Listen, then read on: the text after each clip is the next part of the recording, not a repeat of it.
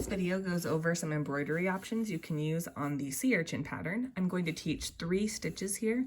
There's this running stitch, a cross stitch, and a French knot. These are just 3 of the many embroidery stitches you could use if you would like to, but they look really nice on the sea urchin. A couple of notes, if you look at real sea urchins, they tend to be, their color is in the deepest parts, and then as you work out, it gets lighter. So these dots are usually white, and the sea urchin itself would be maybe a pink or a red. But because of this white fabric, I reversed that a little bit. I did use these X's as kind of a deeper part of the urchin, so when it's put together, you'll have 5 of these segments running out from the center point, which I think will look really nice and kind of match the coloring of a real sea urchin. As you can also see, the straight stitch kind of goes along the edge. It does get a little narrower up at the top and at the bottom, and a little farther from the edge toward the middle. The French knots that I did went right down the middle, and then these cross stitches got bigger as the spaces between the lines grew, and then up at the top I just did some little straight stitches.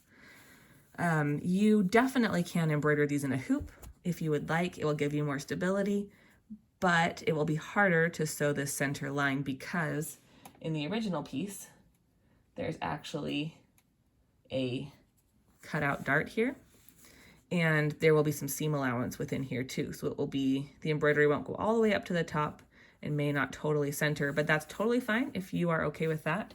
Or you can embroider all the steps except for just this top little bit and do that after you stitch it and press it. So the first stitch we're going to go over is the running stitch. I already have just standard embroidery floss. I kept all 6 strands together. If you're doing more detailed embroidery, you'll tend to maybe split it up into 2 or 3 strands. But because I want this to really stand out, I kept it as 6. Toward the bottom, it's just a single strand. So we'll come up from the bottom, which will keep the knot underneath. And then if you would like to, or you're just getting started, I do recommend kind of drawing the lines that you want to stitch along. But for the purposes of this sample, I'm just going to show you how it works. So there's 2 options for running stitch. You can put the needle in the top, pull it through, and then come up from the bottom, pull it through, go in again from the top, and pull it through. This works really well if you want really exact stitches or exact spacing. Another option that's a little faster, I'm just gonna start this from the top, would be to take your embroidery needle and you go down and just take a little bite of fabric, and then go down again, take another little bite. You can do as many or as few as you would like at a time. Right here I have, so you can see with these needle stitches, I have 3 stitches. And then you can just push it through and you'll have those 3 stitches in place. This is one reason the running stitch is one of the faster stitches you can do in embroidery. If you were doing the actual sea urchin, you would stitch all the way to the top. If you would like, you can actually decorate it any way you want, but I am actually going to skip over to the center section and show you how to do a few French knots. This stitch makes a really nice bump on the top of the fabric. I think the texture is really cool, and it's something that you will use if you want to make those little bumps, those little sea urchin bumps. You can do as many or a few of these as you would like. I'm gonna lay this flat so you can see it a little better.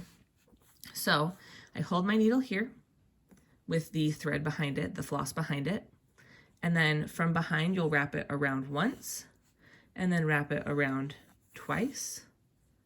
So you have those 2 little bumps there. You'll stick the needle in really close to where it came out. And then at this point, I like to, let's try to give a good angle for this, kind of hold this a little bit taut. You don't want it tight enough that the needle and floss can't go through, but you don't want it so loose that you lose these little loops. So as you can see, it's kind of against the base of the fabric here. I'm holding it taut with this finger. And then you will just pull the rest of the floss on through. And there is a little French knot. And then you'll space to where you would like it to be next. Pull it through. And again, You'll put the floss down, put the needle over the top, pick the floss up, you go over the top of the needle once, and go over the top of the needle twice. So you have those two little loops. You go back into the fabric right next to where you were before. Pull it tight with whatever hand is most comfortable for you. And then simply pull the rest of that floss through until you have just a nice little knot again. So that's what I used for these center bumps, was the French knot. And then for the running stitch on the sides, there's one more stitch I will show you, which is the cross stitch that I used on this piece. I have a piece here that I did the light pink embroidery, but have not yet done the dark pink. So we'll start from the bottom again, pull up. Keep in mind you will lose some of this to seam allowance when you sew the pieces together. And you'll make a diagonal line. And then underneath, again, from the bottom, you'll come up where you would like the bottom corner of your X to be. And go in at the top just to make a little X. You're definitely welcome to mark these. I like water-soluble markers to mark where I want my exact lines to be.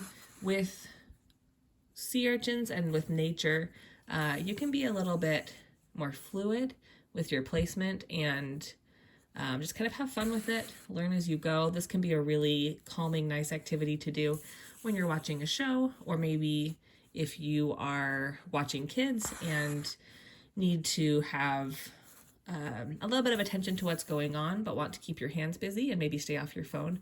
Embroidery is just a really nice way to spend some time. It's once you get to really get into it, it's very calming.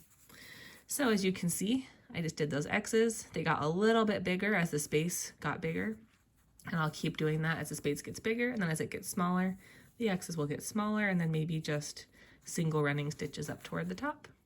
Let me know if you have any questions.